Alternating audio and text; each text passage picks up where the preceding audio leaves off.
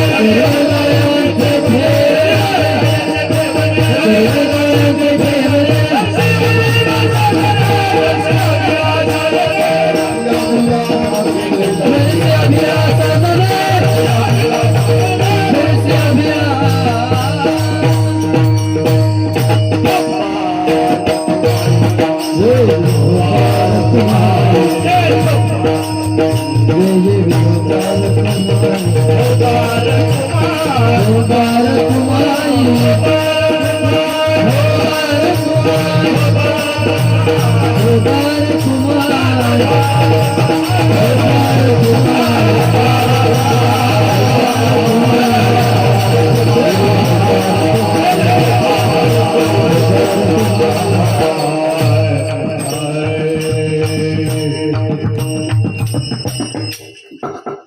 खुर्चीवाल्या सर्व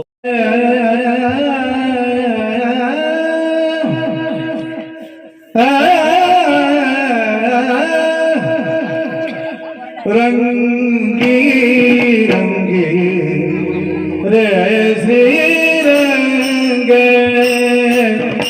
रंगी रंगी रे श्री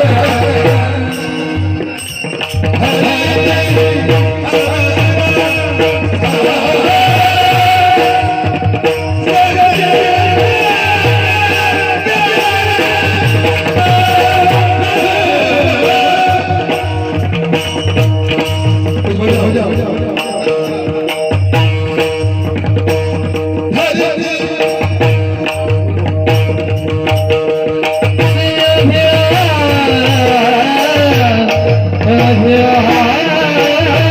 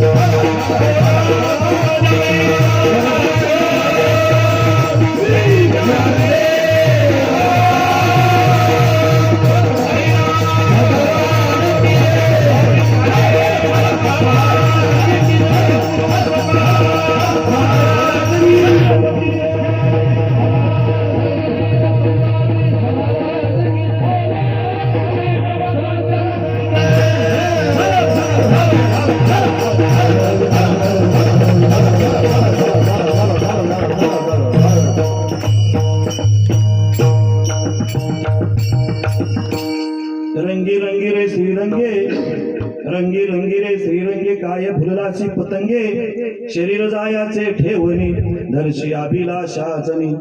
नोहे तुझा हा परिवार, नोहे तुझा हा परिवार, द्रव्य धाराक्षण भंगुर, शरीर जायाचे ठेवणी, धरशी अभिलाषाचनी.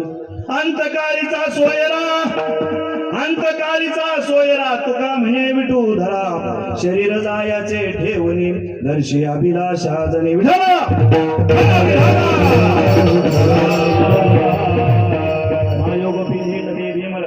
परम पुंडलिकाय धातो मुंद्रे, समागत्य दिष्टंत मानंद कंदम, परब्रह्मलिंगम भजे पांडुरंग. पांडुरंग करू प्रथम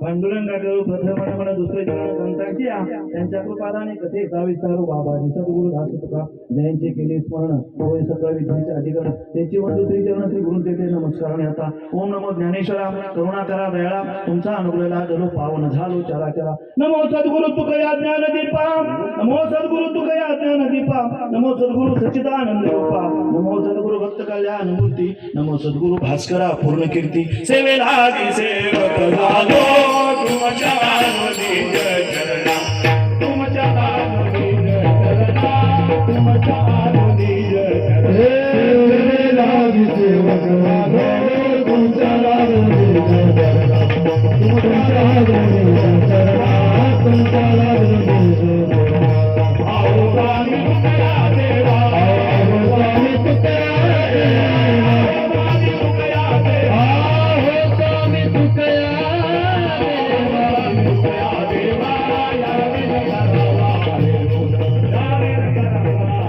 स्वामी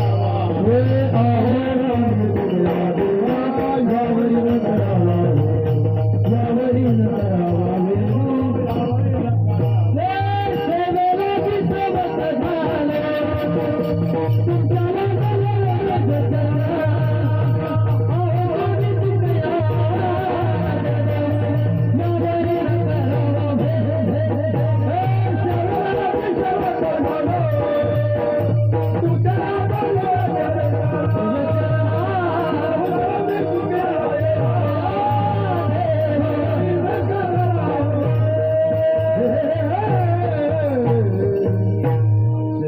सेवक झालो तुमच्या लागलो निज चरणा अहो स्वामी तुक्या देवा या वंदा करावे काय माझी वाणी मानेल्या संतांची काय माझी वाणी मानेल्या संतांची रंजू चित्ताची आपुल्या माझी वाणी तुझे वनी गुणामदेशी काही प्रेम करा मस्तक हा पायावरी या वारकरी संतांच्या रंगी रंगी रे श्रीरंगे रंगी रंगी रे श्रीरंगे काय भुलला पतंगे शरीर जायाचे ठेवणी दर्शी अभिलाषा जनी नोहे तुझा हा परिवार नोहे तुझा हा परिवार द्रव्यदाराक्षण भंगुर शरीर जायाचे ठेवणी दर्शी अभिलाषा जनी अंतकाळीचा सोयरा तुका म्हणे विठूधरा शरीर जायाचे ठेवणी दर्शी अभिलाषा जनी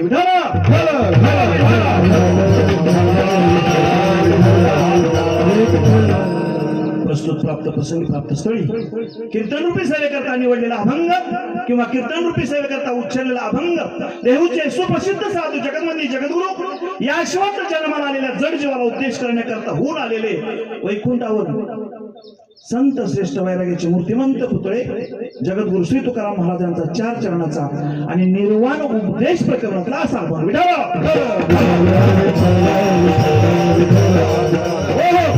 अभंगाचं प्रस्तुत चिंतन करण्यापूर्वी आपल्या वारकरी संप्रदायाच्या दंडकाप्रमाणे आता इथं किती वारकरी आहेत आपल्याला सगळ्यांना माहिती आहे पण जेवढ्या लोकांना आहे ना 10,000 लोकांच्या पुढे पण तेच सांगायचं आणि 10 लोकांच्या पुढे पण तेच सांगायचं 1 तास फक्त आपल्याला 1 तास उरला खटवांग राजाला 1 तासाचं आपलं चिंतन आहे फक्त तुम्ही बारीक लक्ष देऊन ऐका पुण्यस्मरण का करायचं समजेल कीर्तन का पुण्यस्मरणाला करायचं समजेल पुण्यस्मरण केल्यानं काय पुण्य मिळतं ते समजेल फक्त 1 तास बाकी आहे 1 तासात आपलं चिंतन सांगणार आहे 12:30 वाजता बरोबर फुलं पडणार आहे मग फक्त तुम्ही चुळबुळ करू नका इकडे तिकडे हालू नका घरातले कोण येऊन बसणार असले तर त्यांना पहिलं बसवून घ्या कीर्तनाला विक्षेप नको 1 तास फक्त राहिला शांत चित्ताने कीर्तन ऐका म्हणजे तुम्हाला कीर्तन समजेल नेहमी सांगत असतो आपल्या वारकरी संप्रदायाच्या दंडकाप्रमाणे अभंगाचा सरळ सरळ भावार्थ मी आपल्या समोर ठेवतो तदनंतर वाक्याचा आद्य कर्तव्य थोडासा पर्याय देणे किम निमित्त कार्यक्रम ठेवलाय कार्यक्रमाला काहीतरी निमित्त आहे ना कार्यक्रमाला निमित्त आहे आपलं काही जागरण गोंधळ आहे का आपली काय ऑर्केस्ट्राची पार्टी आहे का? पुण्यस्मरणाचा कार्यक्रम आहे आणि हा 1 दिवसाचा नाम यज्ञ सोहळा या ठिकाणी जाधव परिवाराने आज ठेवलेला आहे. त्याचं कारण आहे, त्यासाठी आपला वारकरी संप्रदायाचा दंड कसा सांगतो की कीर्तनकार वक्त्यानं नेहमी अगोदर आपल्या अभंगाचा पर्याय म्हणजे थोडक्याच भावार्थ सांगावा, नंतर आपल्या कार्यक्रमाचा पर्याय द्यावा आणि नंतर पदाच्या चिंतनाला सुरुवात करावी. अभंग जगद्गुरु श्री तुकाराम महाराजांचा अभंगाचा प्रतिपाद्य विषय जगद्गुरु श्री तुकाराम महाराज या अभंगातून तुम्हा आम्हाला जन्माला आलेल्या जड जीवाला महाराज उपदेश करतायत, निर्वाणीचा उपदेश करतायत. लक्ष देऊन ऐका, निर्वाणीचा उपदेश करतात. बाबा हो, 84 लक्ष भोग बघून हा मनुष्य जन्म मिळालेला आहे. शेवटची पाळी परत नाही, एकदा चिवून जायचंय, परत येणे नाही. आता नाही येणे, हा परत जन्म नाही. एकदा जन्म आलाय ना 84 लक्ष भोग बघून, तर या जन्मात काय कर, ज्या रंगात तू रंगलायस. आपण कोणत्या कोणत्या रंगात रंगलोय आपलं आपलं स्वतःचं आत्मपरीक्षण करा. आम्ही किती रंगात रंगलो, कोणत्या रंगात देवानी इकडे आणलं, कोणत्या कोणत्या रंगात आपण रंगलोय. महाराज सांगतात, उपदेश करतात, बाबा हो तुम्ही सत्तेच्या रंगात रंगला, तुम्ही संपत्तीच्या रंगात रंगला आहात, तुम्ही संततीच्या रंगात रंगला आहात. नवे नवे हा मायेचा बाजार, हा रंगच आहे एक प्रकारचा. या मायेच्या रंगात तुम्ही रंगलाय ना, या रंगात रंगू नका. हा रंग क्षणभरून आहे, क्षणभंगुर नाही देहाचा भरवसा. हा रंग तात्पुरता आहे, पण ज्या रंगात लक्ष्मी रंगले, श्रीरंगे रंगी रंगी रे श्रीरंगे, ज्या रंगात श्रीरंगे म्हणजे श्री ज्या रंगात रंगली, स्त्री म्हणजे महिला किंवा बाई असा अर्थ घेऊ नका. श्रीरंगे म्हणजे तुकाराम महाराजांनी तर सांगायचं आहे, श्री म्हणजे लक्ष्मी, भगवान विष्णूची पत्नी. समुद्र मंथन केल्यानंतर 14 रत्नापैकी एक रत्न जे वर आलं, ती लक्ष्मी ज्या रंगात रंगली, त्या पांडुरंग परमात्म्याच्या त्या रंगात तुम्ही रंगा. हा रंग तर 2 दिवसात जाणार आहे. धुलोडीला रंग टाकतो ना आपण, पण कपडे धुवून निर्म्यानं साबणानं निघून जातो. जी लक्ष्मी आयुष्यभर त्या रंगात रंगली, त्या देवाच्या त्या रंगात रंगा. हा तुमचा आमचा रंग सत्तेचा, संपत्तीचा, संततीचा. मला एवढी पोरं आहेत, काय करायचंय पोरं, एक पण तुला म्हातारपणी सांभाळत नाही, तुकडा फेकून घालत नाही. काय पोरांचं गुण सांगतोय, माझ्याकडे करोड रुपयाची प्रॉपर्टी आहे, 6,500 करोड रुपयाचा मालक झुंझुनवाला शेवटी मारताना सांगून गेला, मी आयुष्यभर पैसा आणि पैसाच कमवत राहिलो, मी माझ्या स्वतःचा विचार केला नाही ना, मला हा जन्म कशासाठी मिळाला याचा मी कधी विचार केलाय. संततीचा सोडा, संपत्तीचा सोडा, सत्तेचा सोडा. आणि ज्या इंदिरा गांधीला गोळ्या घालून मारलं, त्या इंदिरा गांधीचे शेवटचे शब्द ऐका, राजकारण मी आयुष्यभर करत राहिली, मी माझ्या स्वतःचा आणि माझ्या जन्माला कालो. म्हणून तर गणपती विमानाने एक वगनाट्य काढलं, जन्माला ये इंदिरा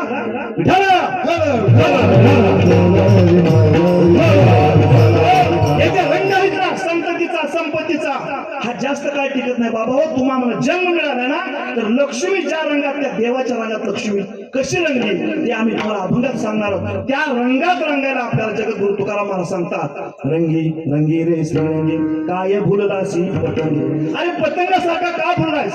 पतंग म्हणजे पोरं उडवतात तो पतंग नव्हे.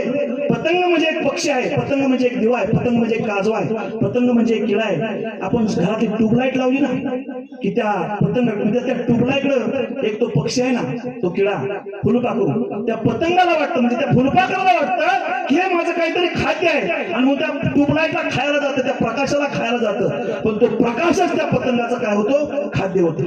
म्हणजे ते दिवा आहे ना, दिवा जेव्हा तो जातो माझं काहीतरी खाद्य आहे म्हणून, पण तो दिवाच त्या पतंगाला खाऊन टाकतो आणि त्या ठिकाणी त्याचं अचूक मरण होतं. महाराज म्हणून त्या पतंगासारखा भुलू नकोस, कारण का त्या पतंगाचं मरण होतंय त्या रंगात रंगला. म्हणून तुम्ही त्या सत्तेत रंगू नका, तुम्ही त्या लक्ष्मी रंगाचा रंगली ना, त्या रंगात रंगा, त्या भगवंताच्या नामात रंगा. हा अभंगाच्या पहिल्या चरणाचा अर्थ झाला. काय यात रंगा महाराज आम्हाला तुम्ही सांगताय, अहो कशासाठी? अरे बाबा, त्याचं उत्तर अभंगाच्या 2ऱ्या चरणात महाराज सांगतात. का? कारण शरीराचा भरोसा नाही महाराज. शरीर जायाचे ठेवणी दर्शी अभिलाषा जन, हे शरीर एक दिवस जाणार आहे. तुम्हा आम्हाला कुणालाच हे मृत्यू लोक आहे इथं, कुणालाच महाराज अमर नाही, कोणच अमरत्व घेऊन आलेला नाही. शरीर एक दिवस जाणार असेल तर मग कशाला तू या रंगात रंगतोस, त्या कशाला त्या पतंगासारखा तू अभिमान धरतो. काय भुलला सी पतंगे. शरीर जर जाणार असेल तर अभिलाषा कशाची धरतो आपण, कशाची अभिलाषा धरतो. शरीर जायाचे ठेवणे दर्शी अभिलाषा जन. माणूस हाय तोपर्यंत एवढं करतो, एवढं करतो, एवढं करतो, त्याचं स्वतःच्या स्वतःकडे लक्ष नसतं महाराज. अनेक दिवशी अटॅक येतो कचा खूप महाराज, स्वतःकडे तरी कमीत कमी लक्ष द्या. शरीर जाणार आहे हे सगळं तुम्हाला माहित आहे, तरी सुद्धा आपण त्याच्याकडे दुर्लक्ष करतो. शरीर जाणार आहे तरी अभिलाषा, महाराज म्हणतात धर्शी अभिलाषा जने, तरी सुद्धा तो अभिलाषा माझं पोरग. माणूस म्हणतात एवढं पोराचं लग्न झालं ना मोकळा झालो महाराज. पोराचं लग्न होतं, पोराचं लग्न झालं की महाराज म्हणतात एवढ्या पोराचं नोकरीचं काम झालं की तेवढं बरं झालं, माझं डोळे मिठाय मोकळा. पोराला नोकरी पण लागते तरी याचं डोळे मिटत नाही. परत म्हणते एखादं नातवांड बघितलं की महाराज डोळे मिटाय मोकळं झालो, नातवांड होतंय. आणि परत म्हणते बाबा कशाची, अहो या नातवाचं तेवढं डोळ्यानं लग्न बघितलं म्हणजे बरं झालं. परतुंडाचं तोंड बघतंय तरी त्याचा जीव जात नाही. धर्शी अभिलाषा झाले, आणि किती अभिलाषा धरणार आहे. महाराज म्हणतात हे तुझं माझं माझं माझं तुझं तुझं करतोय ना, आता तुझ्या संग काहीच येणार नाही. हे फक्त कुठपर्यंत आहे, स्मशानापर्यंत. नोहे तुझा हा परिवार, हा परिवार तुझा नाही. काय म्हणता बाबांना, तुम्ही काय म्हणता, अण्णा म्हणता ना. अण्णांनी परिवार घेऊन गेला का, आम्ही परिवार घेऊन जाणार आहे का. मग तुकाराम महाराजांना वेळ लागले का. नोहे तुझा हा परिवार, अण्णा हा तुमचा परिवार नाही. आम्ही माया माया करून बसलो. तुकाराम माझा, बापू माझा, बाळू माझा. अण्णा संग कोणता तुकाराम गेला, अरे अण्णा संग कोणती मुलगी गेली, अण्णा संग कोणती आई गेली. म्हणून महाराज म्हणतात नोहे तुझा हा परिवार. द्रव्य दारा क्षणभंगूर. द्रव्य पैसा आहे ना, ज्याच्याकडे पैसा आहे त्याला वाटतं मी पैशात लोटतोय. एखाद्यानं करोड रुपयाचा बंगला बांधायला आम्ही कीर्तनाला जातो, एखाद्या बंगल्यात आम्हाला बसायची लाज वाटते. एवढा मोठा आमचं तर भाग्य नाही एवढं. हे प्रारब्धची जोडे धन, प्रारब्धची जोडे मान. सत्ता मिळायची असेल तर त्याला सुद्धा प्रारब्ध लागतं, पैसे मिळायचे असेल त्याला प्रारब्ध लागतं. एवढ्या करोडच्या बंगल्यात आपण असतो. पण मला सांगा ज्या करोडाच्या बंगल्यात, ज्यानं करोडाचा बंगला बांधलाय त्या बंगल्यावर त्याला कधी जाळले का, त्याला कुठं नेणार, स्मशानात. महाराज म्हणतात द्रव्य दारा, दारा म्हणजे पत्ती, ती क्षणभंगूर आहे. तू गेलास की ते हितच राहणार आहे, तू पुढे जाणार आहे. स्मशानापर्यंत भावकी आहे. आई वडील, भाऊ भावकी, चुलता मालता, बहीण मुलगा, हे स्मशानापर्यंत आहे. स्मशान एकदा तुला अग्नी लागली हे सर्व परत येणार आहे. म्हणून महाराज म्हणतात द्रव्य दारा क्षणभंगूर. द्रव्य दारा तुझ्या कामात येणार नाही, पत्नी मुलं बाळ कोण तुझ्या कामात येणार नाही. मग महाराजांना आम्ही विचारलं मग आमच्या सोबत येणार तरी काय. त्यावेळेला महाराज अभंगाच्या 4थ्या चरणात सांगतात अंतकाळीचा सोयरा आणि तुका म्हणे विठुधरा. ज्यांना आपल्याला जन्म देणार प्रत्येकाचं, बऱ्याच लोकांना असं वाटतं कशाचा देव आणि कशाचा धर्म. अंधश्रद्धा पाळू नका. प्राचार्य प्राध्यापक 2 तास देव नाही या शब्दावर व्याख्यान करतात. देव नाही या शब्दावर. आणि बाहेर आलं काही पब्लिकने विचारणार सर किती तुम्ही सुंदर लेक्चर केलं, किती भाषण सुंदर केलं, तेव्हा ते म्हणतो देवाची कृपा.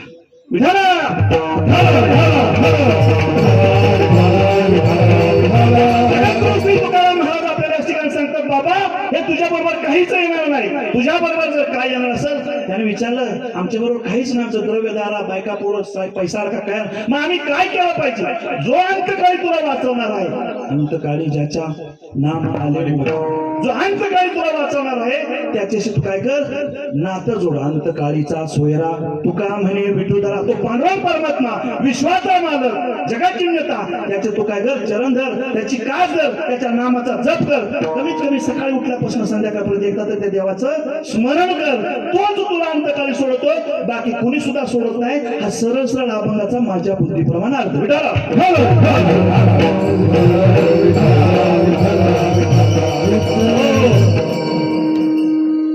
अभंगाचा सरळ भावार्थ सांगितला. धावत्या योगात वेळेच्या अभावी अभंग तुम्हाला समजणार नाही म्हणून मी अभंगाचा पूर्ण अर्थ सांगितला. थोडासा अभंगाचा अर्थ वाढवला. आता थोडासा पर्याय 1-1.5 मिनिटाचा देतो आणि मी माझ्या कीर्तनाच्या चिंतनाला सुरुवात करतो. आज या ठिकाणी गेली 1 वर्ष झालं जाधव कुटुंबातून अण्णा निघून गेले. बरोबर 1 वर्ष झालं. याला तर्पण विधी म्हणतात. तर्पण विधी शास्त्राने याला तर्पण विधी म्हटले. कशाला, ज्या दिवशी घरातून आत्मा निघेल ना त्या दिवसापासून 13 दिवस तो आत्मा आपल्या घराच्या अवतीभोवतीच फिरत असलेला शास्त्र आहे. गरुड पुराण कोणी वाचलं असलं तर त्याला विचारा. 13 दिवस तो आत्मा तिथंच फिरतो. पण आपण 3 दिवस झाल्यानंतर पाहुण्याला बोलवतो, माती सावडतो. 3ऱ्या दिवशी पाहुण्याचं सुतक फिरतं, आपलं नाही. 10 दिवसानंतर धावा करतो आपण गंगेच्या काठी, यमुनेच्या काठी. मुंडन देतो त्यावेळेला भावकीचं सुतक फिरतं, आपलं घरातलं नाही. आणि 13व्या दिवशी, आता तुम्ही आम्ही तिसऱ्या दिवशी करतो हे तुमचा आमचा प्रॉब्लेम आहे. शास्त्र सांगतं 13 दिवसाचं हे आहे तर्पण कार्य. 13व्या दिवशी आपण कुणाला तरी बोलवून पै पाहुण्याला बोलून पै पाहुण्याने आपल्या तोंडातला गोड घास कडू घास काढून गोड घास भरवायचा आणि आपण त्या बदलीत अन्नदान करायचं. आणि मग 13व्या दिवशी तो आत्मा तृप्त होऊन त्याचा 1 वर्षाचा प्रवास 12 पुऱ्या पास करत करत करतो, यम दरबारात पोचतो. ह्याला तर्पण कार्य म्हणतात. तर्पण कार्य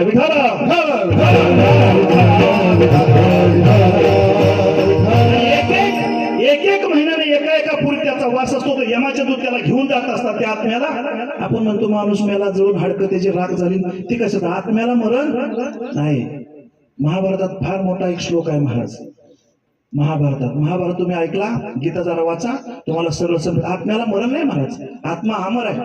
प्रत्येकाच्या हृदयामध्ये आत्मा आहे. तैसा हृदयामध्ये रामो असता सर्व सुखाचा आराम का भ्रांतासी कामो विषयावरी. आत्म्याला मरण नाही. तो एक महिन्याला एका ठिकाणी मुक्काम करतो आणि ते एकेका महिन्या ठिकाणी आपण एकेका महिन्याला आपल्या अन्नाच्या नावावर आपण काय करतो, जेवण देतो. आणि बरोबर 1 वर्षानं तो आत्मा यम दरबारात जातो.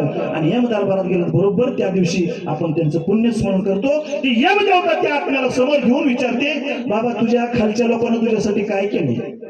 हे जे आता 8 तास आहे ना, याच्यासाठी केला होता 8 तास, काय केले ते तिथं पाहतं. आपण म्हणतो कसला यमन, कसला देवन, कसला धर्मन. हिथं आपण पिंडदान केलेलं तिथं कुठं पोचतंय काय का? शास्त्र असं सांगतंय, तुम्ही हिथं केलेलं पिंडदान, तिथलं तुमचं भात नैवेद्य हे तिथं जात नाही यमदरबारात. पण तुम्ही आम्ही त्या अन्नात केलेली श्रद्धा, हे जे श्रद्धेनं केलंय ना अण्णा, अहो आम्ही एका लेकीनं 3 मुलानं श्रद्धेनं तुमचं पुण्यस्मरण करतोय, श्रद्धेनं वर्षश्राद्ध करतोय. ती श्रद्धा त्या अन्नात जाते आणि त्या अन्नाचं रूपांतर नाही तर आपली जी श्रद्धा आहे त्या श्रद्धाचं रूपांतर तिथली यमदेवता आर्यमा नावाची यमदेवता तिथल्या अन्नात रूपांतर करते आणि त्या अन्नाला पोचवते. विठाला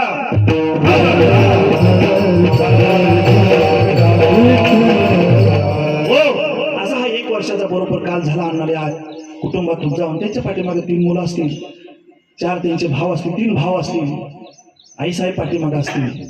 आणि हा केलेला जाधव परिवाराने 8 तास. खरं तर सांगू का, हा 8 तास कोणाच्याही प्रारब्धात नशिबात नसतो. धर्म म्हटलं पण कोणाच्या नशिबात नसतो. लक्षात, भजन करायचं ते भाग्यवंता घरी भजन कीर्तन. भाग्यवंत म्हणे तया शरण गेले पंढरीला, शरण गेले पंढरीला, शरण गेले पंढरीला.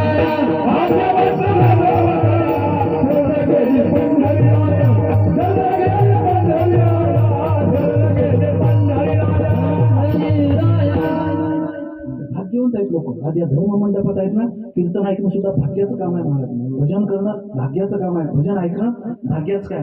आज 1 वर्ष झालं अण्णा गेले आणि त्यांच्या निमित्त, त्यांच्या पुण्यस्मरणानिमित्त आज हा जाधव परिवाराने ठेवलेला 8 तास 1 दिवसाचा नाम यज्ञ.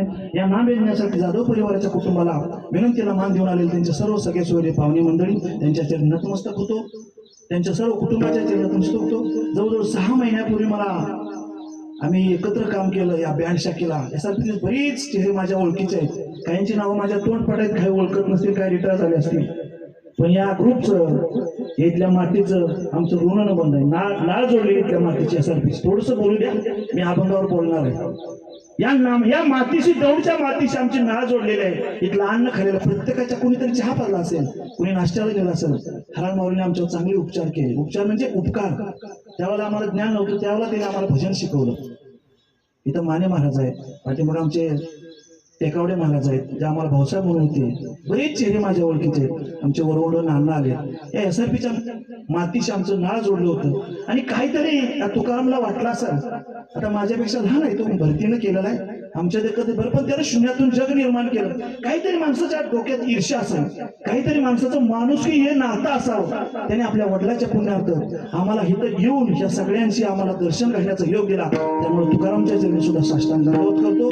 सर्व सगळे सोयऱ्यांच्या चरणात नमस्कार होतो. एसआरपी कॅम्पातून माझ्या प्रेमापुटी आलेले, तुकारामाच्या प्रेमापुटी आलेले हे सर्व त्यांच्या चरणी नतमस्तक होतो. बँडमध्ये आम्हाला ज्यांनी अनुकरण केलं, ज्यावेळेला त्यांची तारुण्य होतं, आता जरा मला बघितल्यावर चेहरा त्यांचा आठवण नाही, पण ते विशेष नाव घ्यावं होतं आमचे नामदेवराव जाधव. आम्हाला काहीच येत नव्हतं आणि त्यावेळेला आम्हाला सांगायचं, महादेव असं करायचं, महादेव तसं करायचं, पैसा असा ठेवायचा, पैसा. त्यावेळेला बुद्धी नव्हती. जोपर्यंत बुद्धी येत नाही तोपर्यंत आकलन शक्ती माणसाला कळत नाही काय करायचं. आणि ज्यावेळेला कळतं त्यावेळेला माणसाला काय लक्ष्मी नसते. त्यांच्याही चरणी नतमस्तक होतो. त्यांचं कुटुंब आहे, त्यांच्या आईसाहेब आहेत, त्यांना पण ओळखतो. तिथं जाऊन आम्ही चहा नाश्ता खाणं पिणं सगळं केलं. ही सर्व प्रेमाची माणसं आहेत. तुम्हा सर्वांच्या चरणी नतमस्तक होतं. या ठिकाणी वयोवृद्ध तपोवृद्ध माझ्यापेक्षा वयाला ज्ञानानं श्रेष्ठ असल्याने आमचे महाराज या ठिकाणी बसले, त्यांच्या चरणी नतमस्तक होतो. माझ्यावर आलेले सर्व गुणीजन गायक आळंदीवरून आलेले आमचे जयराम असतील, हर्षल असतील, सुरेश भाऊ असतील, मोरे बाबा, आवाड बाबा, हे दिग्गज लोक एका ठिकाणी एवढ्या वेळाला येत नाहीत. हा मृदंगाचे ज्यांनी जी टॉकीजला कीर्तनावर मृदंगाची थाप टाकली, असं त्यांचं तुमचं एक भाग्य आहे. जेवढा सगळा सुख सोहळा तुम्हाला पाहायला मिळतो. तुमच्या सर्वांच्या गुंजन मस्तक हे पायावरी या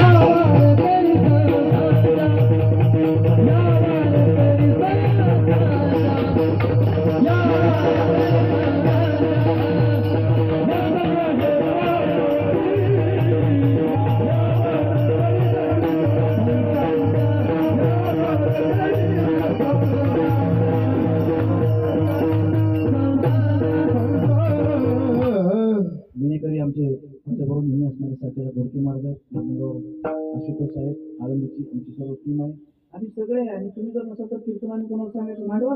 म्हणून प्रभू तुम्ही महेशाच्या मूर्ती, मी दुबळा अर्पित असे भक्ती तुम्हा सर्वांच्या चरणी, जे जे इथं आले त्यांच्या चरणी, ज्यांच्यापर्यंत हा आवाज जातोय त्या सर्वांच्या चरणी, नव्हे दौड गोपाळवाडी सरपंच होती 100%, 100 क्वार्टर्स, 565 क्वार्टर, जिथपर्यंत माझा आवाज जातोय त्या सर्वांच्या चरणी नतमस्तक होतो आणि माझ्या पदापदाच्या चिंतनाला सुरुवात.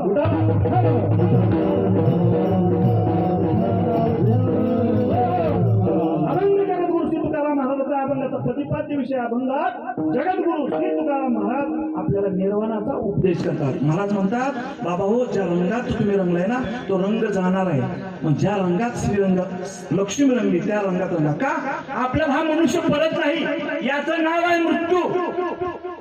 मृत्यूलोक याचं नाव आहे. हे मृत्यूलोक आहे महाराज. तुम्हा आम्हाला सगळ्याला जन्म आहे एकदाच. किती वेळा? एकदाच. मग जर जन्माला आलोय आपण तर उचित काय आणि अनुचित काय हे आपल्याला कळालं पाहिजे. आज या ठिकाणी वडिलांचा पुण्यस्मरण सोहळा आहे. कोणाचा? वडिलांचा. वडिलांच्या बद्दल मी बोलणार आहे पण शेवटच्या 15 मिनिटात. का? आपल्याला फक्त अर्धा तास आहे पण शेवटच्या 5 मिनिटात मी वडिलांवर बोलणार आहे. कारण का बोलणार आहे? कीर्तन मला अगोदर सांगून घेऊ द्या. कीर्तन सांगितलं सगळं लोक विसरून जातात, तिथंच असं करून निघून जातात. म्हणून वडील तुम्हाला कळणार नाहीत, म्हणून शेवटच्या 5 मिनिटात वडील सांगतो. अभंग सोडवतोय का? आपल्याला जन्म एकदाच आहे, वडिलांचं वर्ष श्राद्ध आहे. हे वर्ष श्राद्ध का करायचं मी तुम्हाला सांगितलं आताच गरुड पुराणाचा दृष्टांत देऊन. आपण ज्या आई वडिलांच्या पोटी जन्म घेतलाय ना त्या आई वडिलांची हयात आहे तोपर्यंत आई वडिलांची काय करायची? सेवा करायची. आणि आपल्या आई वडील निघून गेल्यानंतर त्यांच्या पश्चात त्यांना पुण्यस्मरण भेटावं, त्यांच्या आत्म्याला शांती लाभावी म्हणून हा पुण्यस्मरणाचा त्याच्या नावानं भजन कीर्तन कुठं अन्नदान हे करायचं असतं. का करायचं असतं? आणि जर नाही केलं ना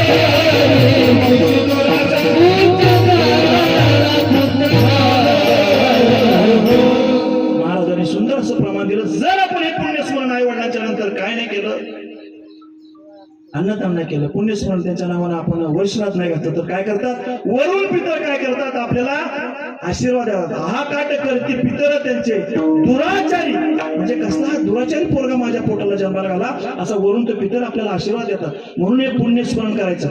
आई वडिलांच्या आपण उपकारातून मुक्त होऊ शकत नाही महाराज. आपल्या अंगाच्या किंवा आपल्या कातड्याचा जोडा जरी करून आई वडिलांच्या पायात घातला तरी आई वडिलांचे उपकार आपण विसरू शकणार नाही. आला लक्षात? एवढे आपल्यावर आई वडिलांचे उपकार असतात. हाताचा पाळणा नेत्राचा जेव्हा जे आई वडिलांनी आपल्यासाठी केला त्यांच्यासाठी आपण कधीच दुराचारी व्हायचं नसतं. त्यांच्या उपकारातून उत्तीर्ण व्हायचं असेल तर एकच करा, जोपर्यंत हयात आई वडील आहेत तोपर्यंत त्यांची सेवा करा. कशी असू देऊ, बोलू नको द्या. एखादी आई बोलत नसते, एखादा बाप बोलून, त्यांचा स्वभाव आहे तो. माणसाची प्रकृती तिकट्या विकृती असतात, स्वभाव आहे, पण त्या आई वडिलांना जपा. काशीला आणि पंढरपूरला आणि गयेला जायची काय आई बाप केवळ काशी, देहन जावे की फाशी. हो, देहन जावे की फाशी, की फाशी, देहन जावे की फाशी. देहन जावे काशी, देहन जावे की काशी. हो, हो, हो, हो.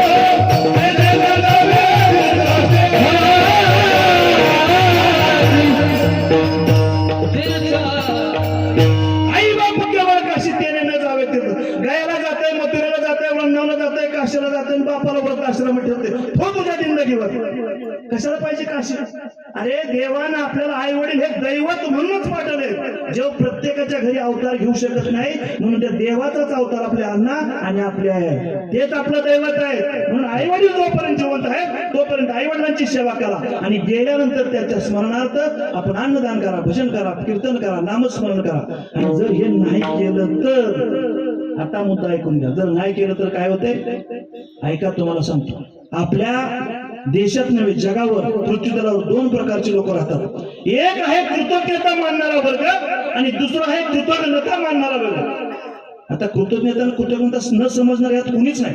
कृतज्ञता म्हणजे केलेल्या उपकाराची जाण ठेवणारा माणूस आणि कृतज्ञता म्हणजे केलेल्या उपकाराची जाण न ठेवणारा माणूस.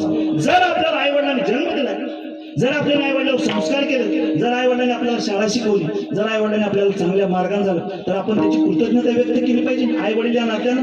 आणि जर नाही केलं तर कृतज्ञतेचा दोष लागतो. तो दोष किती महाभयंकर आहे ऐका.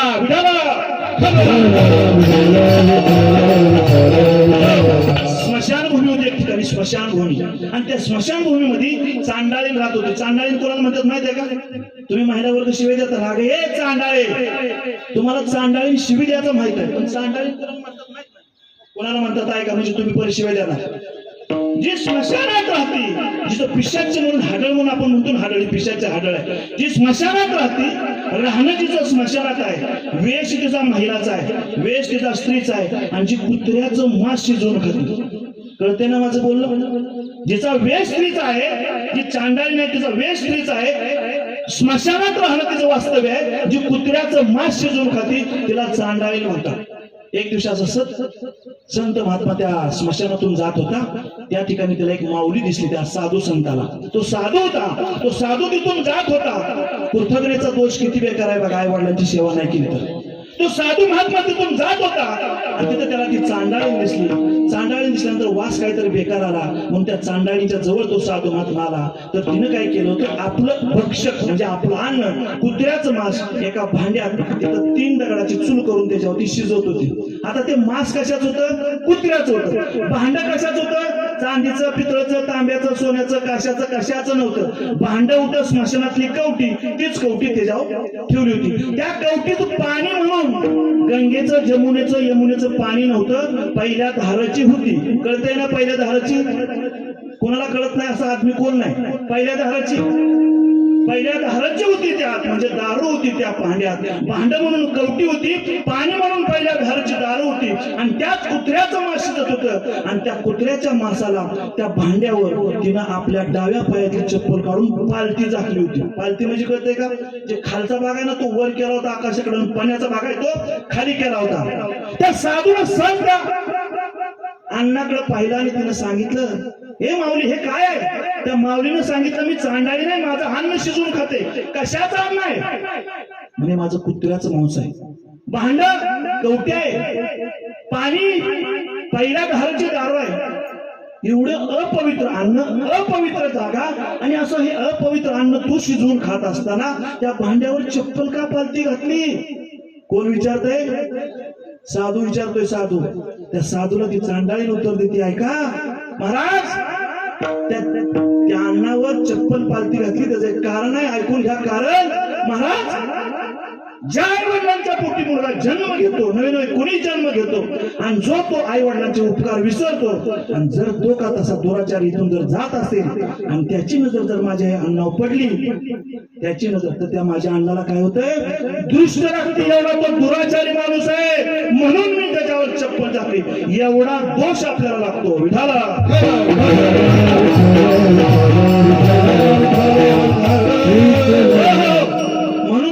दोष लागून घ्यायचा नसेल कृतज्ञता, तर आई वडील जिवंत आहे तोपर्यंत सेवा करा. आई वडील गेल्यानंतर पुण्यस्मरण करा, अन्नदान करा, भजन करा. अन्नदानाचा सुद्धा तुम्हाला एक मोठा फायदा सांगतो. अन्नदान केलं पाहिजे, कमीत कमी 4 हातावर पाणी तर घातलं पाहिजे. एखाद्या साधू महात्मा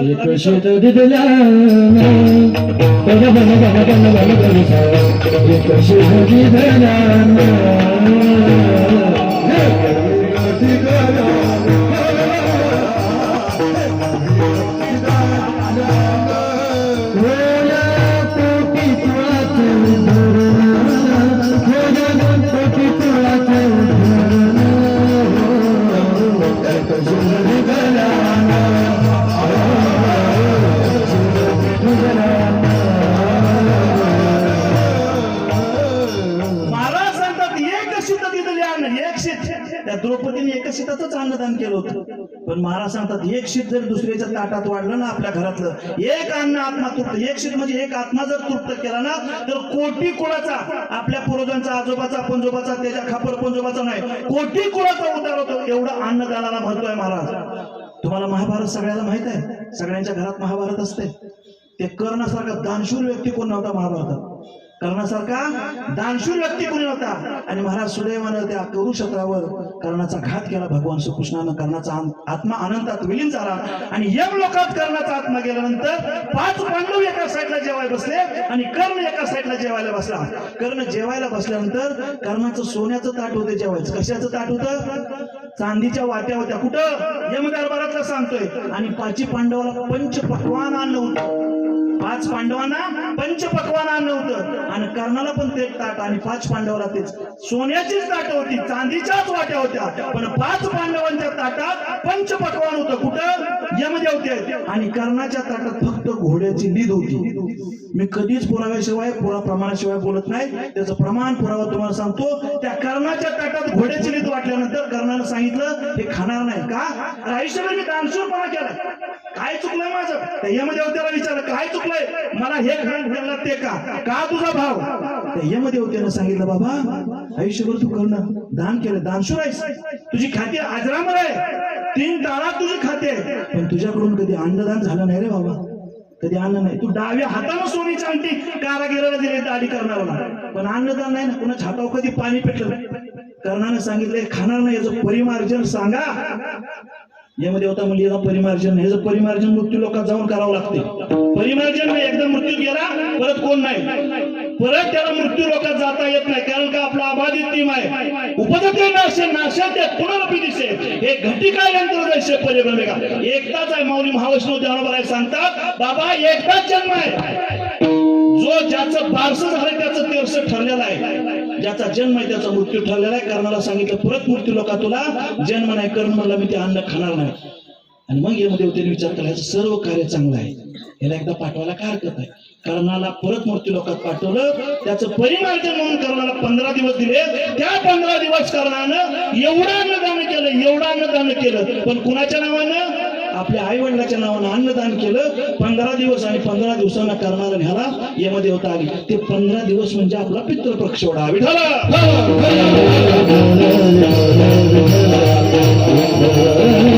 म्हणून अन्नदान करायचंय, म्हणून पुण्यस्मरण करायचंय, म्हणून आई वडिलाची सेवा करायची आहे. चला मी माझ्या अभंगाकडे प्रस्तुत होतो. महाराज जन्म एकदाच आहे, मृत्यू कुणाला चुकत नाही. आपण मृत्यूसाठी गाफील आहे. मृत्यूसाठी आपण मृत्यूवर विश्वासच नाही. आपल्याला मृत्यू येईल ही भावनाच आपल्या ध्यानात नाही. मृत्यू ही एक प्रकृती आहे. ऐकून घ्या, मृत्यू ही एक प्रकृती आहे, मृत्यू नको म्हणणं हे विकृती आहे आणि मृत्यूवर विजय मिळवणं ही भारताची संस्कृती आहे. विठाला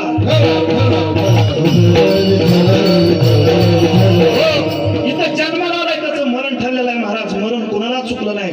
ऐका, देवांची एकदा सभा भरली मृत्यू लोकात. कोणाची सभा भरली? देवांची सभा भरली. सर्व देवांना देवतिकांना निमंत्रित करण्यात आलं. एकाही देवाची तिथं अपशिंदी नाही, म्हणजे गैरहजेरी नाही. एकाही देवाची, सर्व देवदेवता तिथं आले. भली मोठी एखाद्या मंत्र्याची सभा असल्यानंतर कशी कमान, मंडप, डेकोरेशन, आता काय जाधवनी एवढा मोठा अट्टास केलाय. किती वडील त्यांना आशीर्वाद देत असतील वडील. एवढा मोठा त्या देवाच्या सभेचा अट्टास होता. भली मोठी दगडाची कमान होती. सगळे देवादिदेव येत होते. एक लहानसा जीव होता, कबूतर. त्याचं नाव काय होतं? पक्षी कबूतर होता. त्या कबुतराने असा विचार केला, आज मृत्यू लोकात देवादिदेवांची काय सभा आहे. महादेवाचं दर्शन म्हणजे माझं नाव कैलासातला महादेव, शंकर महादेव नाही, माझं नाव बी बडे माझा महादेवच आहे ना. तुम्ही सारखं मला महादेव महादेव म्हणायचं ना, लाईन पिकत असतं. त्या कबुतराने असा विचार केला, कैलासात जाऊन महादेवाचे दर्शन घ्यायची काही गरज नाही, वैकुंठात जाऊन विष्णूचे दर्शन घ्यायची गरज नाही, सत्य लोकात जाऊन ब्रह्मदेवाचं दर्शन घ्यायची काय गरज. सगळ्या जिथे येणार मृत्यू लोकात मग आपलं इथंच कुठं दगडाच्या कपड्यात बसावून सगळ्या देवांचं दर्शन घ्यावं बाबा. त्या कबुतराच्या मनात आलं. ते कबूतर कोपऱ्यात बसलं. एक एक देव येत होता सभेसाठी, आज जात होता, त्याची सभा चालू होती. ते कबूतर त्या प्रत्येक देवाचं दर्शन घेत होता. सगळे देवादिदेव सगळे आपली आपली वाहनं लावून गेले. आपण गाड्या पार करतो ना, आपल्याला ट्रॅफिकची टिकीट लागते ना, तो करा. तुम्ही ट्रॅफिकला होता ना, गाड्या पार करतो मंत्री लोकांच्या, तसे त्या सगळ्या देवादिदेवकांना वाहन आहेत. प्रत्येकाचं वाहन पार्किंग लावलं. सगळे देवादिदेव आतमध्ये गेले आणि सगळ्या शेवटी रेड्यावर बसून आलं. कोण आलं? रेडा कोणाचं वाहन आहे? यमाचं. त्या कबुतराने लांबूनच पाहिलं. अरे अरे म्हणून हे तर यम आहे. सगळ्या देवानी माझ्याकडे पाहिलं, मी देवाचं दर्शन घेतलं, पण ह्या यमानं फक्त माझ्याकडे बघू नये असं त्या कबुतराला वाटलं. कोणाला वाटलं? कबुतराला वाटलं. त्या कबुतरानं डोळे मिटून ते यम जाणीपर्यंत आपले डोळे मिटून एकीकडे तोंड करून बसलं. पण यमाला झाला होता उशीर. यमानं त्यांचं वाहन रेडा पार्किंग मध्ये लावला आणि गडबडत येता तुम्ही यमाचं कधी बघितलं नसेल चरित्र, यमाचं कधी वाचलं नसेल चरित्र, यमाचा पाहिलं नसेल कधी पोशाख, यमाला असतंय धोतर. हा आपला हिंदू धर्माचा सांस्कृतिक पोशाख आहे. यमाचं उद्या धोता. त्या कमानीच्या खाली बरोबर यम येताना गडबडीत जाता जाता त्या धोतराला लागली ठेच. जशी ठेच लागली तशी यमाचं अचानक वर लक्ष गेलं. कुठं? त्या कमानीत कबूतर बसलं होतं तिथं. शेवटपर्यंत आपला करंट लागला म्हणजे कीर्तन आपलं सक्सेसफुल आहे. जसं मग लक्ष गेलं तसं त्याला जीव एवढासा जीव कबूतर दिसला महाराज. एवढासा जीव कबूतर दिसला आणि त्या यमानं पाहून कबुतराला निघून जावा का नाही? गेला नाही. हो यम किती बेकार आहे यम बघा ना. कुणाच्या कधी टपल काय सांगता येत नाही. त्या यमानं पाहिलं त्या कबुतराकडं, पडदिशी निघून जावं. त्या कबुतराला वाटत होतं ही एवढी अवलाद इथनं गेली म्हणजे बरं होईल, नाहीतर माझ्या बोकांड येऊन बसायची. आज ही देवाच्या सभा आहे आणि जे घडून नाही तेच घडलं. कधी कधी आपल्याला वाटतं ते नको आपल्या समोरून जायला पाहिजे, नेमकं तीच येतं सकाळ सकाळी उठल्या स्टँडवर जाताना. आणि कधी कधी वाटतं तो संत महात्मा भेटला तर बरं होईल, त्याची वर्ष तोंड ओळख होत नाही, भेटत नाही. त्या कबुतराला जे वाटू नये वाटत होतं तेच घडलं. यमानं त्याच्याकडे पाहिलं आणि त्या कबुतराने यमाकडे पाहिजे. आता पाहिल्यावर तरी जावं की नाही त्या यमानं? नाही गेला हो. त्या कबुतराकडे बघितलं, यमानं बघितलं आणि नुसतं बघून थांबला नाही, जोरानं मोठ्यानं हसायला लागला. कोण? यम. इतका हसायला लागला ते कबूतर एकदम गार पडलं. ज्या यम माझ्याकडे बघून हसतोय, थांबलाय, हसतोय, देवाची सभा चालू आहे, आज माझं काय खरं?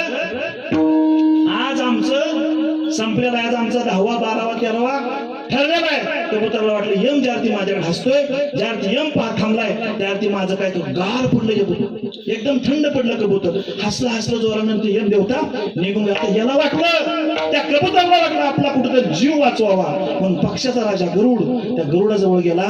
त्राहिमा करायला लागला. कबूतर, देवा वाचवा मला, देवा वाचवा. गरुडाने विचारलं झालं काय?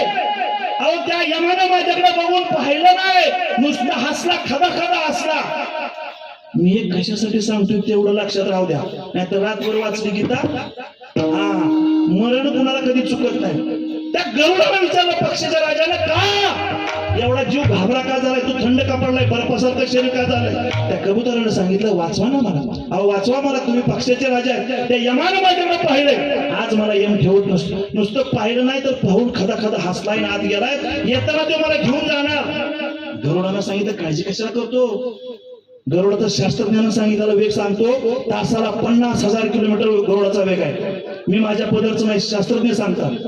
बस पाठीवर म्हणला, यमाची भीती आहे ना, यम काय यमाचा बाप येणार नाही, तिथं नेऊन तुला ठेवतो. 50,000 किलोमीटर गरुडानं त्या कबुतराला पाठी बसवून गेलं. तिथं मोठं सरोवर होतं, त्या सरोवराच्या समोर एक तळ होतं, बाग होती, बगीचा होते. म्हणलं इथं फळ आहे, समोर तलाव आहे, पाणी पी. वडाचा मोठा बुंदा होता, त्या वडाच्या बुंद्यात ठेवलं आणि इथं आराम कर म्हणलं. एकदा का देव निघून गेले, एकदा का यम निघून गेला. अरे 50,000 किलोमीटर यम गेलं, एवढ्याला कोणीच येणार आहे. सभा संपली, देव गेले, यम गेला की परत तुला न्यायला येतो. बस ठेवलं त्या कबुतराला त्या वडाच्या बुंद्यात महाराज आणि निघून गेला गरुड राजा. देवांची सभा संपली, सगळे देव एक एक एक एक एक एक एक करून बाहेर पडले. यमराजा आला आणि गरुडाला राहवलं नाही म्हणून गरुडानं त्या यमराजाला विचारलं, लक्ष देऊन ऐका आता खरं. त्या गरुडाला विचारलं, का हो म्हणे, त्या कबुतराकडे तुम्ही का पाहिलं आणि नुसतं पाहिलं ना तर त्याच्याकडे बघून खदा खदा तुम्ही हसला का? हसला? ते यमदेवता म्हणलं, मला त्याच्याकडे बघायचं नव्हतंच. कोण त्याच्याकडे बघत बसते, काय का मला त्याचं तोंड बघायचं नव्हतंच, पण ते आलं समोर म्हणून राम राम. जुलमाचा एक राम राम असतो, राम रामाचा एक राम राम असतो. जे आपल्या आगत्याचा पाहुणा असतो ना, आगत्याचा, त्याला जर आपण पत्रिका द्यायला गेलो ना, त्याला सांगतो राम राम, लागणाऱ्या बरं आवडीनं सांगतो. आणि एखाद्याला आपलं उगाच अशी द्यायची आहे पत्रिका, बरं हा हराल महाराज या बरं का लागणार, आणि निघतोय. तेव्हा यम म्हणला, मला त्याच्याकडे पाहायचाच नव्हतं, पण मला लागली ठेच. माझं लक्ष गेलं वर, त्या कबुतराचा चेहरा दिसला आणि त्या कबुतराच्या चेहऱ्याच्या त्या कपाळावर त्याचं मी भाकीत वाचलं, सर्टिफिकेट लिहिलं. कोण म्हणतंय? कोणाला सांगतोय? महादेवाला. कोणाला? गरुडाला सांगतो. हा लक्ष राहू दे इकडे कीर्तनाकडे, उगत तिकडे त्या कडेकडे लक्ष राहून देऊ नका, अजून पुऱ्या तळायच्या आहेत.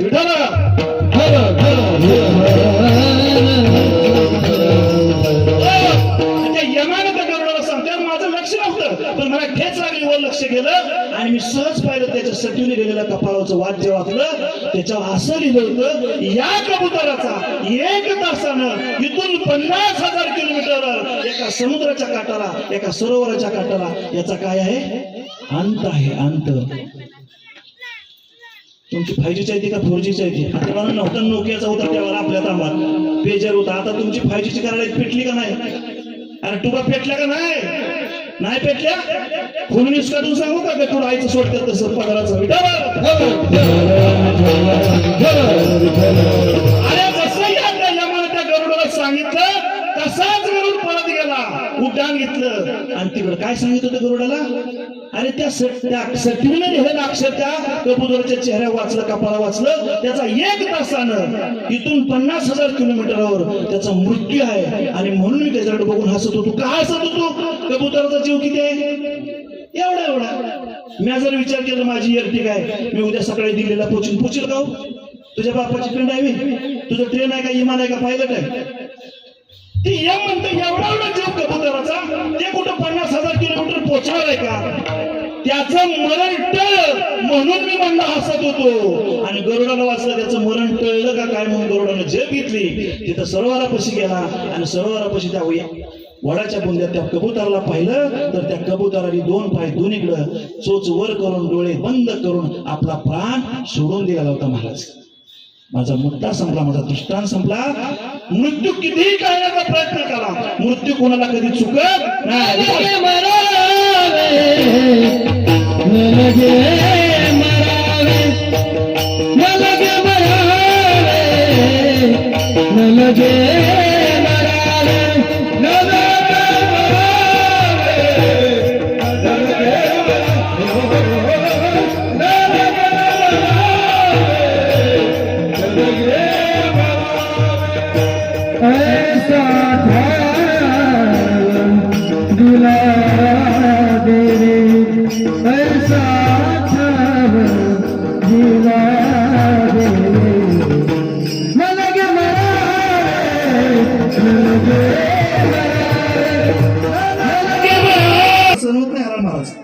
मला हे मर की तिकडं एवढं सुद्धा सहन होत नाही म्हणून काय मरण चुकणार आहे का? अरे ज्या दिवशी याचं आहे, ज्या वेळेला याचं आहे, ज्या तारखेला त्या दिवशी कोणी सुद्धा आपल्याला वाचवू शकत नाही. मी मरणाचं सांगतोय. अन्नासाठी तुम्ही किती प्रयत्न केला, मस्त 90 वर्षाचे अण्णा होते, पण तुम्हाला वाटत होतं का अण्णाने आपल्यातून जावं? वाटत होतं का? आणि कितीही वय होतं असू दे, आई वडील आपल्याला त्यांची एक सावली असते. ही सावली तुमची घराची सावली आहे, पण या सावलीसारखा दुसरा मोठा ओढ अजून जन्माला याच आहे. बापासारखा ओढ आपल्या आयुष्यात जर असेल तर त्या सावलीखाली बसून मुलांनी त्याचा काय घ्यावा? सावलीचा आनंद घ्यावा. मृत्यू कोणालाही चुकलेला नाही. जगद्गुरु श्री तुकाराम महाराज म्हणतात, बाबा हो, इथं जर आपण आलोय ना 84 लक्ष भोग बघून, तर आपल्या भल्याचं, आपल्या हिताचं, आपल्या सार्थकाचं, आपल्या उद्धाराचं काहीतरी करावं. जगद्गुरु श्री तुकाराम महाराजाचा तुम्हाला सगळ्यांना अनुभव आहे, सगळ्यांना परिचित आहे. जगद्गुरु तुकाराम महाराज म्हणजे साक्षांत देव होते. 3 वेळा वैकुंठाला जाऊन 3 वेळा परत आलेले. किती मोठा अधिकार, ते आपल्याला उपदेश करतात. अधिकार तैसा उपदेश, तुकाराम महाराज आपल्याला उपदेश करतायत. महाराज सांगतात, महाराजांचा दिनरजनी हाची धंदा गोविंदाचे पवाडे. दररोज उठावर रात्रंदिवस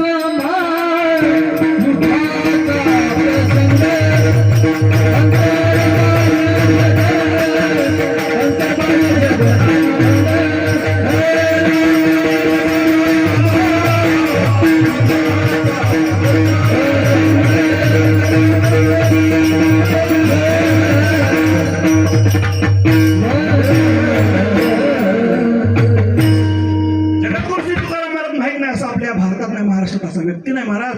जगद्गुरु श्री तुकाराम कधी भामचंद्र डोंगरावर, कधी घोराडा डोंगरावर, कधी भंडारा डोंगरावर नामस्मरणासाठी राहायचं. नामस्मरण हे एकांतात असावं. आणि नामस्मरण करता करता एक दिवस भामचंद्र डोंगरावरून खाली उतरले आणि आपला जुना शाळेतला वर्गमित्र भेटला. आणि त्या वर्गमित्रांनी तुकाराम महाराजांना विचारलं, तुका वर्गमित्र कधी आवाजावर बोलत नाही. या महादेवराव म्हणले, मी गावात गेलो तर माझ्या वर्गातली मित्रांना मला म्हणते, ए महाद्या, वर्गमित्राला काय पडले तू महाराज आणि PS आहे त्याचं काय त्याला पडले? आपल्या वर्गातली पोरं काय म्हणते, या महाराज. आता लाजकाचं म्हणते ती. त्या तुकाराम महाराजाला ती वर्गमित्र म्हणते, ए तुकोबा, अरे कुठे टाळांची पिढ्या घेऊन चाललाय? माझ्याकडे बघ, 100 एकर शेती आहे, 100 गाय गोट्याला आहे, 100 बैल रानात आहेत. ते बंद कर आणि सोड. त्या मित्राला जगद्गुरु श्री तुकाराम महाराज उपदेश करतात, तुझ्याकडे 100 गाय आहेत, 100 एकर बागायत आहेत, 100 बैल आहेत. अरे मला सांग ना, यातलं तुझ्या बरोबर काय येणार आहे? तुझ्या बरोबर काय येणार आहे का? आमच्या गावात एक घोडवाला आहे. घोडवाला कळते ना, इकडे मी घोडं पळते ते ना लग्नासाठी वरातीला. त्याचं नाव आहे बाळासाहेब. एक दिवशी तोंड खूप सुद्धा रोज स्टँडवर सगळ्याची मजा मस्ती करणार.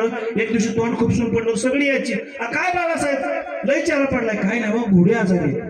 घोडी म्हणजे पाकवाजाची ना, ओरिजिनल घोडी जे लग्नात आपण नवरदेव बसवतो. काय झालं? आणच खाय ना मला, घोडी हरभरच खाय ना 4 दिवस. असं 4 दिवसांनी परत बाळासाहेबांचा चेहरा प्रफुल्लित झाला. परत बाळासाहेब आता घोडी बरी झाली वाटतं. कसं काय? तुमचा चेहरा सांगतोय ना, चेहरा तुमचा प्रफुल्लित आहे. त्या बाळासाहेबाला आम्ही प्रश्न केला, घोडी आजारी पडली तर तुमचा चेहरा नाराज झाला. मला सांगा, तुम्ही जर आजारी पडला तर ती घोडी 4 दिवस हरभरा खायचं बंद करेल का? अहो आजारी सोडा, तुम्ही जर मेला तर ती घोडी येणार आहे का तुमच्या बरोबर दावा तोडून? त्या तुकाराम महाराज त्या वर्गमित्राला सांगतात, बाबा तुझ्याकडे 100 एकर आहे, गाई 100 आहेत, बैल 100, यातली कोणती गाय तुझ्यासाठी दावा तोडून येईल का? आणि तुझं सोड, ज्याने या पृथ्वीतलावर अजरामर अशी सत्ता संपत्ती आणि वैभव भोगलं तो राजा रावण. त्याची प्रॉपर्टी, त्याचं वैभव किती होत आहे? 5 लाख पाषाणाची घर, किती दगडाची 5 लाख, 7 लाख विटाची, 1 कोटी काश्याची, 1 कोटी तांब्याची आणि शुद्ध कांचनाची 7 कोटी, म्हणजे 7 कोटी कशाची घरं होती? सोन्याची घरं होती. एवढं त्याचं वैभव होतं. बरं, एखाद्याकडे वैभव असतंय, संपत्ती असते, एखाद्याकडे संतती नसते, लई पैसा कमवून ठेवतो. निवृत्ती महाराज सांगते नाही तुला, ज्याच्याकडे जास्त पोर आहे त्याला खायला अन्न नाही, ज्याच्याकडे पैसा दाबून पडलाय, नोटा खर्च आहे, कोणी पोर जन्माला येणार. ज्याच्याकडे संपत्ती आहे पण संतती नसती, राजा रावणाकडे संतती किती आहे? 80,000 बायका, 1 लाख मुलं आणि 1.25 लाख नातू, 3,05,000 घरातच वार्ड क्रमांक झाला, एकटाच मुख्यमंत्री झाला असता. एखाद्याकडे संतती पण असते महाराज, एखाद्याकडे संपत्ती पण असते, पण एखाद्याकडे सत्ता नसते. राजा रावणाची सत्ता आहे का? दशग्रंथी होता राजा रावण, एकमेव भगवान शंकराचा भक्त होता. त्याच्याकडे किती सत्ता होती ऐका? त्याच्या दारात, कोणाच्या? रावणाच्या बंदिशाळेत 33 करोड देवता होते. गाढव, वळी, गजानन, सटवी करी बाळंतपण. सटव्याने सटवी ही बाळंतपण करत होती कुणाची? 80,000 बायकाची. गाढवा वळत होता गजानन. आता जो आपण गणपतीला विसर्जन केलं ना आनंद चतुर्थी, तो गणपती तिथं गाढवा वळत होता. कुणाच्या दारात? रावणाच्या. खंडोबा दाड्या करत होता, अग्नी वारा झाडत होता, मेघ वर्षाव करत होता. एवढी सत्ता होती. एकमेव शंकराचा भक्त होता. एक दिवशी पूजाला बसला राजा रावण आणि 1000 कमळ व्हायचा पिंडीवर त्याचा नेम होता. एकच फुल कमळाचं पोय कमी पडलं. 999 कमळ होती. बाजूला गेला नाही. 10 मुंडक्यातलं एक मुंडक तलवारीनं कापलं आणि त्या पिंडीवर ठेवलं. एखाद्याकडे सत्ता आहे, संपत्ती नसती. सत्ता आहे, संपत्ती आहे, पण संतती नसती. एवढं राजा रावणाचं वैभव असून सुद्धा सांगाती कवळ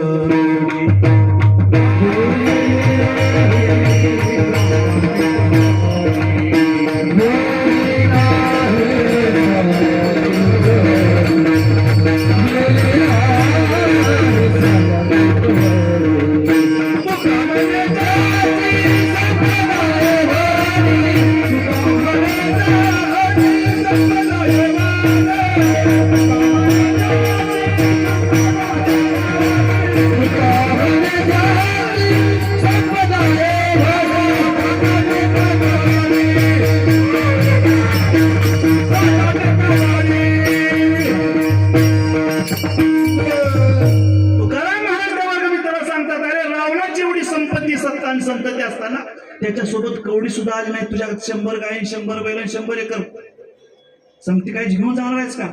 तुकाराम महाराजांनी त्याचं दर्शन घेतलं त्या मित्रानं आणि तुकाराम महाराजाला शरण गेला. महाराज कळालं हो या जन्माचा आम्हाला गुह्य.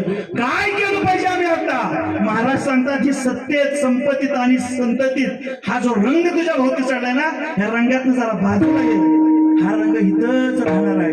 या रंगातनं बाजूला येईल. आणि ज्यानं विश्व निर्माण केलंय, कधी कधी मी सांगत असतो, काय काय लोकांचं म्हणणं ही पहिलंच होतं, शेतीवाडी, सूर्य, चंद्र, अमुक तमुक.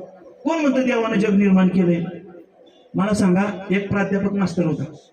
10-5 मिनिटं वाढलं तर वाढू दे, आपलीच माणसं आहे. काय गाव बडे माझा तुमचा आहे नानू बदल तुमचं झालं बडे महाराज. काय लोक नुसती वर्षाला, काय लोक नुसती कवया बाबाचं सांगतं आम्हाला फुलं टाकून जायचं, हिनं लांबड लावली कासऱ्यासारखी. ऐका ना जरा, देवाचं ऐका ना. 300 किलोमीटरवरून आम्ही आलोय. किती किलोमीटरवर ना? थोडंसं ऐका. आम्ही बिगर मानधनाच आलोय सगळी टीम. त्यानं मला विचारलं काहीतरी नाव ठेवा. माझं नाव आई वडिलांनी ठेवलंय महादेव. आणि तुमच्या माहितीसाठी सांगतो, मी ना मानधन मी कीर्तन करतो कुठेही जाऊन महाराष्ट्रात. वर्षाला मी ड्युटी करून 200 कीर्तन करतो. काल माझी मुलाखत झाली, टाईप टीव्ही वाल्याने घेतली. काय न्यायचं आहे संघ? रावणानं काय नेलं, आपण काय नेणार आहे? अरे देवाने 1 लाख रुपये पगार दिलाय, ती पुरं नाही. 2 पोराचा पगार पुरं नाही. आणि आपण काय घेऊन जाणार? तुला सांगायचं तुकाराम, एक 10-15 हजार. ज्याचं कीर्तन पैसा सांगतो ना, त्याचं कीर्तन हरा महाराज ठेवूच नका. बोला त्यानं दगड मारू द्या कीर्तन. तू पैशासाठी कीर्तन करतो, देवाचं काय तुझ्याकडे? आपण कुठून बाजूला गेलो होतो? मी तुम्हाला हे सांगत होतो, काय सत्ता, संपत्ती, बरोबर आहे ना? काय सांगत होतो? त्यानं कवडी गेली, आपण काय घेणार नाही. पण मी सांगणार काय होतं तुम्हाला? कीर्तन ना.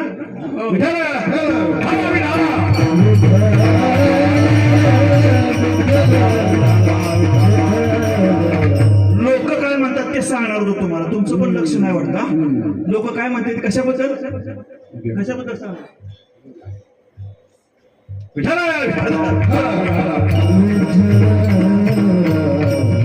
कीर्तनात लय का तेज कानाला बसावं लागते महाराज. कीर्तन करायचं एकटंच लक्ष असून चालत नाही. काय काय लोक म्हणतात उगच आणि उगच कसं काय? त्याला काय निर्णय नाही, आपण काय संघ नेणार आहे? काय नेणार आहे संघ? काय सुद्धा नेऊ शकत नाही महाराज. म्हणून जगद्गुरु तुकाराम महाराज त्या मित्राला सांगतात, अरे त्याने एवढं मोठं वैभव असून काय नेलं नाही, मग तू काय नेणार आहे? मग तो शरण गेला सांगायला लागला, महाराज मग काय केलं पाहिजे आयुष्यात? आपल्याला जर तुला जर वाचायचं असेल, वाचत तर कुणीच नाही.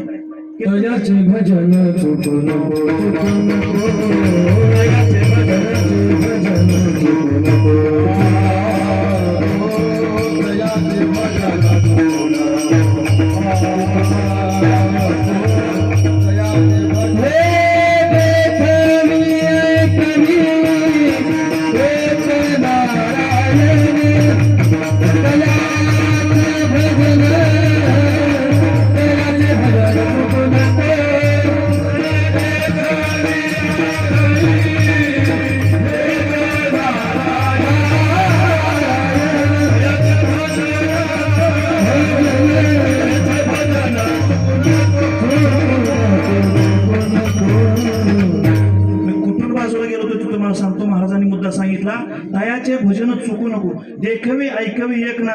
माणसं म्हणते काय खरंय सूर्य चंद्र पृथ्वी, हे अगोदरच होतं. एक प्राध्यापक होता, त्याचा बी देवावर विश्वास नसतो. ती पोरला सारखं सांगायचं, पोरग होतं भक्त प्रल्हादा सारखं, पोरग भक्त पण बाप प्राचार्य असल्यामुळे देवा धर्माला मानत नव्हता. ते म्हणायचं बाबा ही विश्वाचा निर्माता जगन्नाथ भगवान श्रीकृष्ण कुणीतरी हे म्हणला हे काय कराय, ते अगोदरच असते. डोंगर बिंगर देवाला निर्माण करता येतं त्याला. त्यानं बाप शाळेत गेला, कामच करून ठेवलं घरी पोरानं.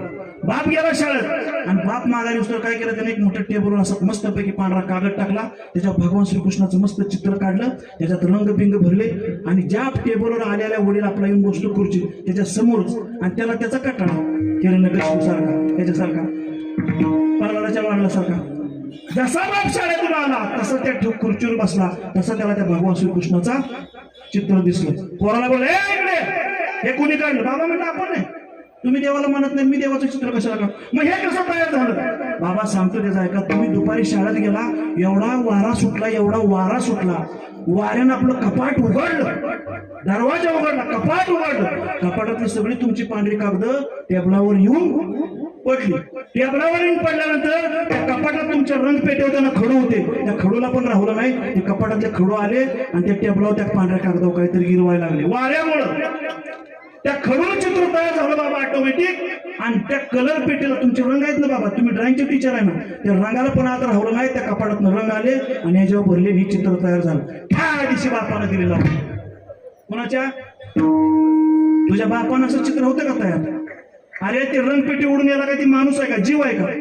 ते खडू उडून याला जीव का? आणि ते कसे काढतील? आणि ह्याला कुणीतरी काढणारा पाहिजे, ह्याला कुणीतरी चित्रकार तयार करणारा पाहिजे, याचा कुणीतरी निर्माता आहे. आणि मग त्या पोराला बापाला सांगितलं, बाबा हे जर चित्र काढणारा कुणीतरी निर्माता आहे तर मग हे विश्व करणारा कुणीतरी निर्माता आहे का नाही?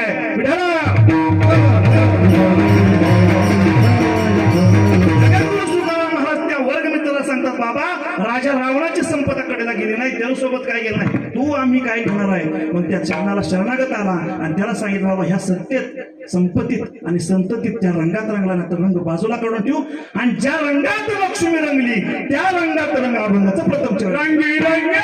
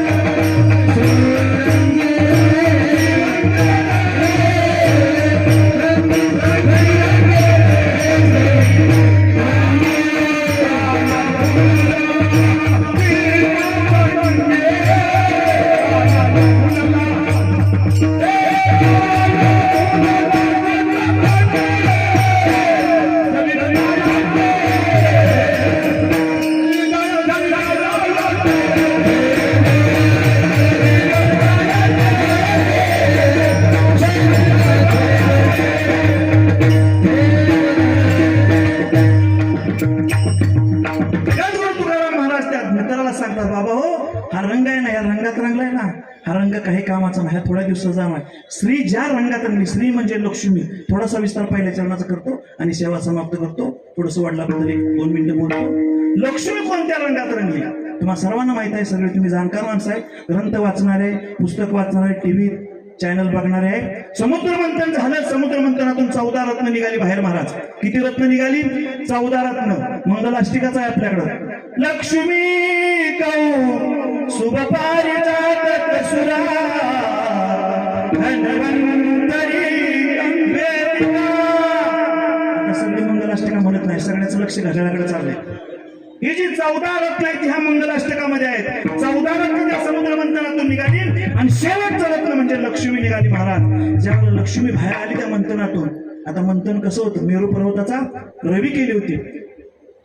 वासुकी नावाचा जो सर्प होता त्याचा दोर केला होता. इकडे दैत्य होते आणि इकडे देव होते आणि दोघांनी मंथन केलं त्यात समुद्र मंथनातून आणि त्यातून ती 14 रत्न निघाली होती. आणि मग त्या 14 रत्नातनं शेवटचं रत्न म्हणजे लक्ष्मी निघाली. लक्ष्मी अशी होती की ती एवढी सुंदर होती, ती महिला नव्हती नुसती, तर लक्ष्मी म्हणजे लक्ष्मी होती. लक्ष्मी कधी फोटो पाहिलाय का?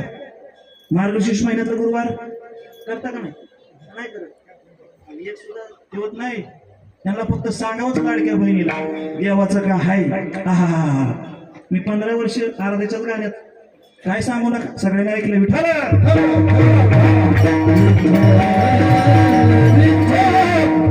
या लाडक्या बहिणीचा एवढा विश्वास ना, ती लाडकी नव्हती, लक्ष्मी होती, जगाची लक्ष्मी होती, नुसती लक्ष्मी नव्हती. मी सांगत होतो, तुम्ही लक्ष्मीचा फोटो पुसता ना, त्याच्या बाजूला 2 हत्ती असतात, बघितलंय का? पूर्ण हत्ती नसते, नुसतं मुंडकं असते. त्या सोंडातून काहीतरी खाली पडलेलं दाखवते. काय पडलेलं दाखवते? काय काय असतं त्या सोंडातून? काय पडते?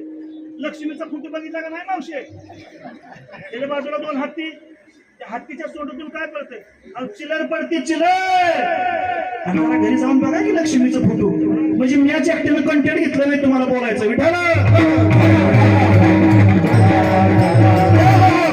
ती लक्ष्मी म्हणजे पैसा आहे, नुसती पैसा नाही तर लक्ष्मी आहे. आणि ती 14 रत्नापैकी शेवटचं रत्न म्हणून बाहेर निघाली. इकडं दैत्य होते, इकडं देव होते. तिनं कुणाच्या गळ्यात हार घालावा ही तिच्यावर होतं. राक्षस लोक जायची त्या लक्ष्मीच्या गळ्यात हार घ्यायचं ना आपल्या गळ्यात घालायची. महाराज कोणाच्या? आपल्या गळ्यात हार घालायची. ती लक्ष्मी परत काढायची. त्या राक्षांना सुद्धा वाटावं की आपली सौभाग्यवता व्हावं, की आपली पत्नी व्हावं. राक्षांना ते सौभाग्य लाभलं नाही आणि इकडं सुरुवात केली. तिकडच्या साईडला सगळे देव होते. महाराज एकाच चरणाचा, पहिल्या चरणाचा भावार्थ सांगतो आणि सेवा समाप्त करतो. पहिला देव दिसला तिला, स्वर्गाचा राजा इंद्र. कोण दिसला? इंद्राच्या गळ्यात हार घालणार, याची आपण सौभाग्यवती स्वीकारावं, याची पत्नी व्हावं. इंद्राच्या गळ्यात हार घालणार, हे तुम्हाला नाही समजलं, ह्या वारकऱ्यांना समजत. तेवढ्या तिच्या डोक्यात एक विचार आला, काय ह्याला हार घालायला काय हरकत नाही, स्वर्गाचा राजा, स्वर्गात कशाची कमतरता आहे.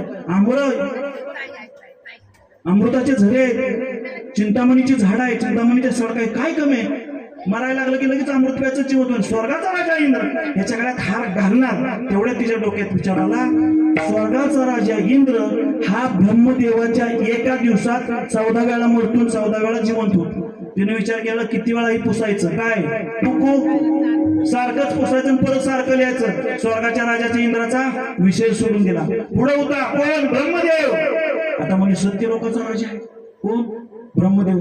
सत्य लोक ज्याच्या ताब्यात आहे, हार घालायला काय हरकत आहे? हार घालणार. तेवढ्यात तिने चिंतन केलं या बाबाचं, ब्रह्मदेवाचं जरा चिंतन केलं. मला 15 ऑगस्ट सुट्टी नाही, 26 जानेवारी नाही, हॉलिडे नाही, शनिवार नाही, रविवार नाही, कुठली सुट्टी नाही. याला वीकली ऑफ सुद्धा नाही, साप्ताहिक पण नाही. साप्ताहिकने बी जीडी बोलून घेतली ती ती जाधव साहेब होते आम्हाला, लक्ष्मण जाधव. हा हा हा, ते बडे मास्तर विचारा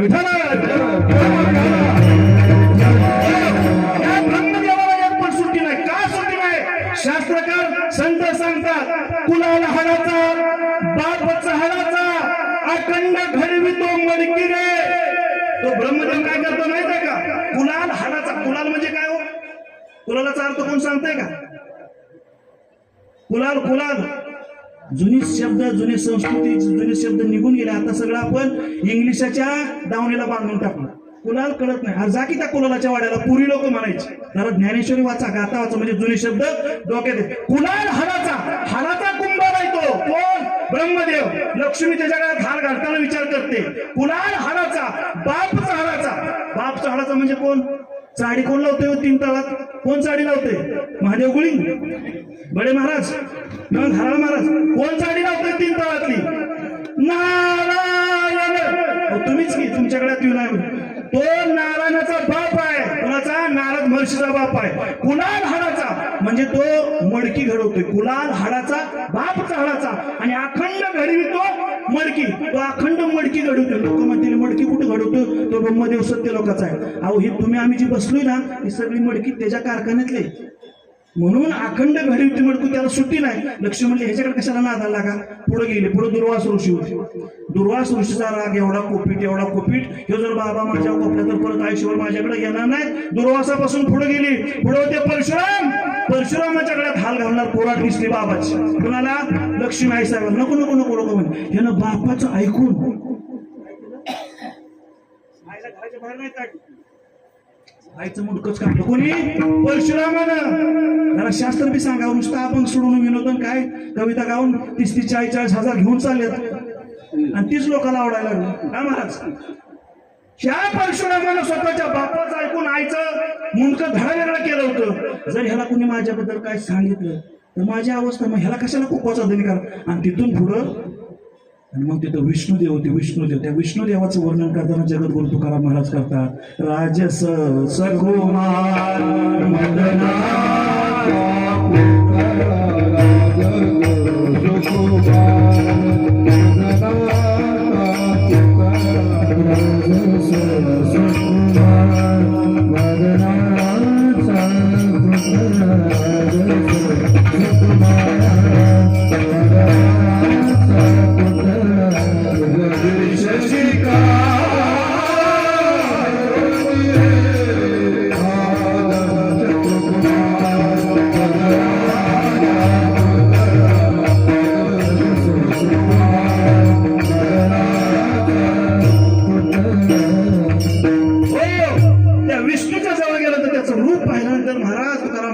राजेश सुकुमार मदनाचा पुतळा रवीश शाव सूर्यचंद्र सुद्धा त्याच्या पुढे असं एवढं विष्णू स्वरूप पाहिल्यानंतर मग तिने विचार केला हे विष्णूच्या गळ्यात हार घालावा.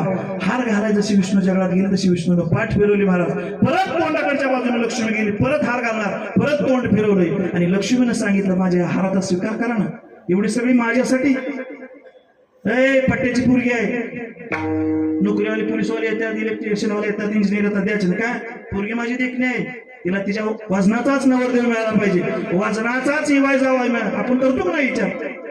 ते लक्ष्मीला वाटलं असेल का एवढी सगळी माझ्यासाठी मरते ती आणि ह्या बाबाच्या गळ्यात हार घालायला तर ह्यो पाठ फिरवतोय का माझा अवेर का करताय म्हणतं. लक्ष्मीने विचारलं, त्या विष्णुदेवानं सांगितलं लक्ष्मी माझ्या मागे लय गबाळ आहे, 9 आहे त्या मला 9 लग्नाच्या.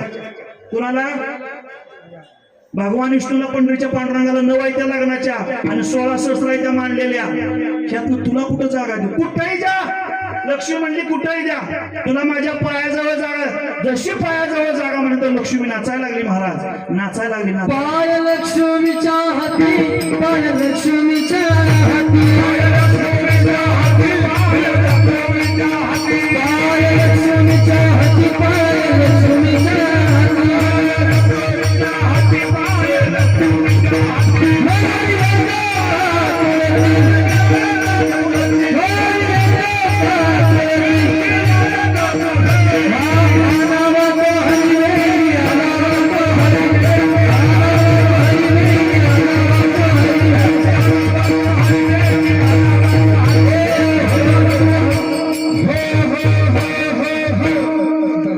लक्ष्मीच्या हाती वेगी आणावा. तो ते पाय त्या लक्ष्मीच्या हातात आहेत ना. संत म्हणतात त्या हरीला आपण आणावं. त्या माऊली महाविष्णू ज्ञानोबरायांनी किती वर्णन केलंय त्या लक्ष्मीचं. सर्वस्व सांडूनी पांडवा, सर्वस्व करुणी सेवा आणि पाय धुवायचा पात्रा, ती पात्र झाली. ती लक्ष्मी त्या पायाजवळची जागा दिली आणि मग त्या लक्ष्मीचा स्वीकार केला. जगद्गुरु तुकाराम महाराज म्हणतात बाबा त्या लक्ष्मी त्या रंगात रंगली. कुणाच्या? त्या भगवान श्रीकृष्णाच्या पांडुरंगाच्या परमात्मेच्या जगाच्या मालकाच्या. जर लक्ष्मी ज्याच्यात रंगली म्हणजे विश्वाच्या मालकाच्या रंगात रंगली. त्या रंगात रंग रंगी रंगी रे श्रीरंगी काय फुललासी पतंगी विडो बालक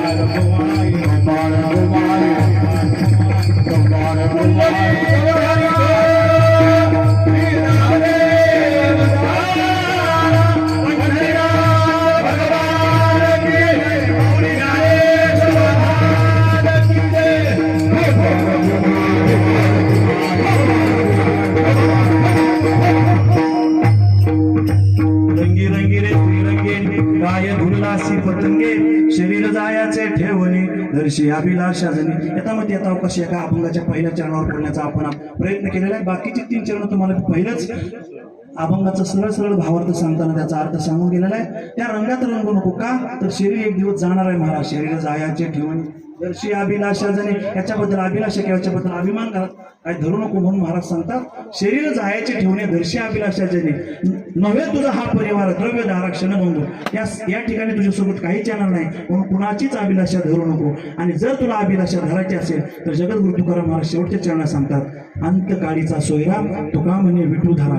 अभंगाचा सरळ सरळ आपण संपवलेला आहे. कीर्तनाची वेळ सुद्धा मर्यादित संपलेली आहे. आम्ही 15 मिनिटं जास्त घेतलेले आहेत. खरं तर 12:30ला संपाय पाहिजे. आता तुमच्या सर्वांसाठी नाही पण आपल्या जाधव कुटुंबासाठी 2 मिनिटं घेतो आणि सेवा समाप्त करतो. विठाला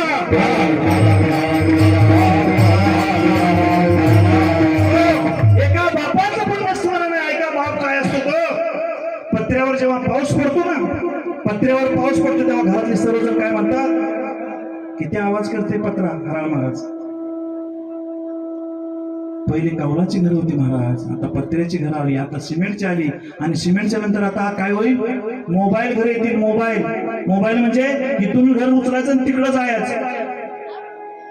बाप काय असतो का, प्रत्येकाला वाटतं आणि प्रत्येकानं आईचा उद्धार केला, आई जगाला कळली पण बाप जगाला कळला नाही. ऐका महाराज बाप काय असतो तो.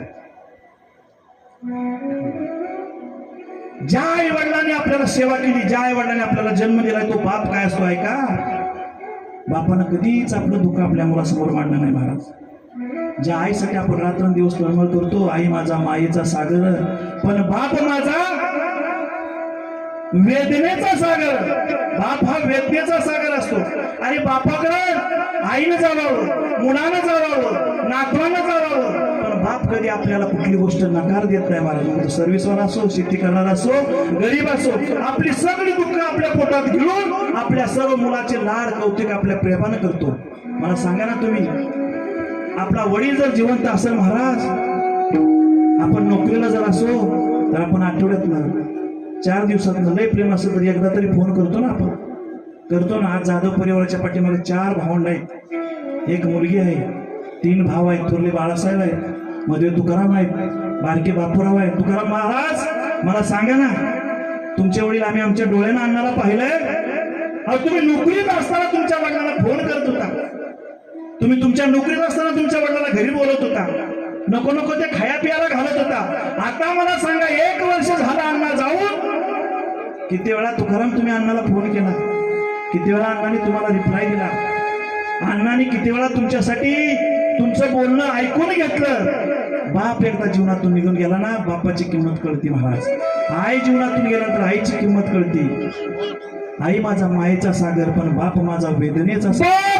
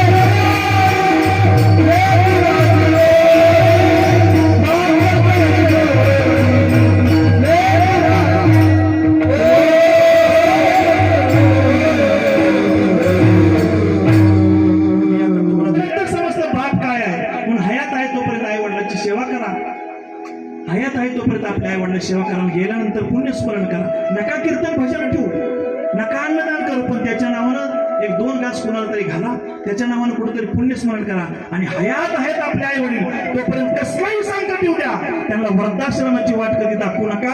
एवढंच आजच्या कीर्तनातून घेऊन जावा. ज्ञानेश्वर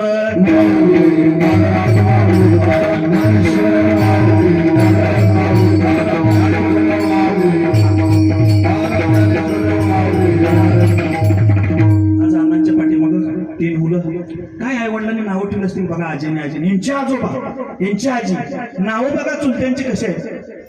लक्ष्मण, राम, भगवान आणि महादेव. जुनी लोक नावं ठेवायची देवाची का? त्या निमित्तानं तरी आपल्या मुखात देवाचं नाव येईल. आणि त्यांच्या पोटी हे 3 रत्न आले आणि 1 कन्या आली. आज त्यांना सुद्धा आनंद होत असेल. कुठं यम दरबारात अण्णाला सुद्धा आनंद वाटत असेल. माझ्या नावानं हा टणका चाललाय, माझ्या नावाने एवढं अन्न, तुमच्या नावाने एवढं अन्नदान होतंय. तुमच्या नावानं आज 10 लोक पण आज तुकारामने एकत्र केले. अण्णाला खरोखर आज शांती लागत असं प्रत्येकानं करा. कमीत कमी 5 लोक, कमीत कमी आपण जीवन काय का माणसं मध्ये 3 वर्ष झाला तर संपलं वर्ष राहणार. अरे जिवंत आहे तोपर्यंत पुण्यस्मरण करणं त्याच्या नावानं. आपल्याला त्यांना आयुष्य आहे तोपर्यंत आपल्याला त्यांना आपली माया कमी करून दिली नाही, तर आपण जिवंत आहे तोपर्यंत आई वडिलांना प्रेम करायला काय हरकत नाही. म्हणून जिवंत आहे तोपर्यंत आई वडिलांचं पुण्यस्मरण करा. पवित्र तुळशीची माळ गळ्यात घालू नका, पवित्र बोलू नका, अपवित्र कार्य करू नका असं मी कधीच सांगणार नाही. सगळे कीर्तन का सांगणार, पण आपल्याला हे जे गॅरेज आहे ना, कीर्तनाचं गॅरेज, माणसानं माणसाशी माणसासारखं कसं वागायचं त्याचं हे कीर्तन म्हणजे एक माध्यम आहे. म्हणून आपण जन्माला आलोय ना, तर कमीत कमी माणसाची तरी आपण माणसासारखं वागा. एवढंच बोलतो आणि आजची कीर्तन सेवा संपवतो. शेवटचे चरण 2 मिनिटं म्हणा. अंतकाळीचा सोहळा ते त्यांच्या अंतकाळीचा सोयरा, अंतकाळीचा सोयरा, अंतकाळीचा सोयरा,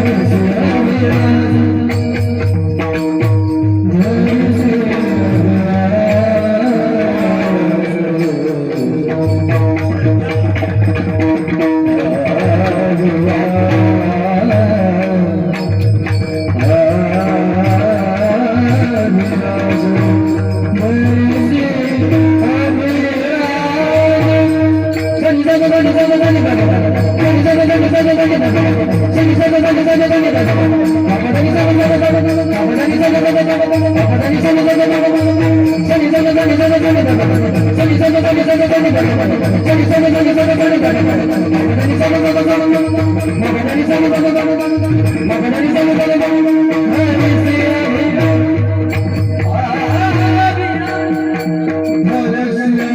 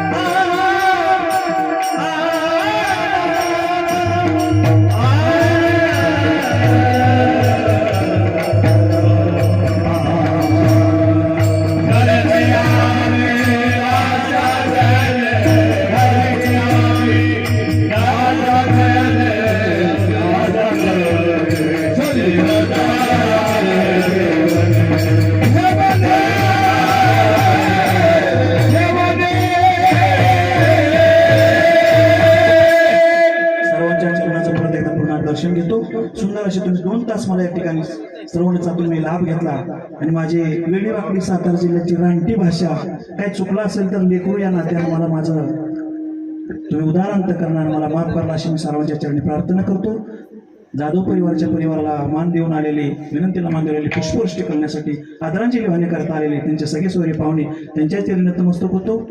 आमच्या पोलीस खात्यातील डिपार्टमेंटचे काही शासकीय अधिकारी असतील, वरिष्ठ कनिष्ठ सर्व अधिकारी असतील, SRPतले सर्व आमचे अंमलदार असतील, त्या सर्वांच्या चरणी नतमस्तक होतो. माझ्यावर ज्यांचे उपकार झाले, आमचे बडे महाराज असतील, हराळ महाराज असतील, आमचे वरवणचे अण्णा असतील, या सर्वांचे वयोवृद्ध आहेत, ज्ञानानं वयानं सर्व मोठे आहेत, त्यांच्या चरणी नतमस्तक होतो.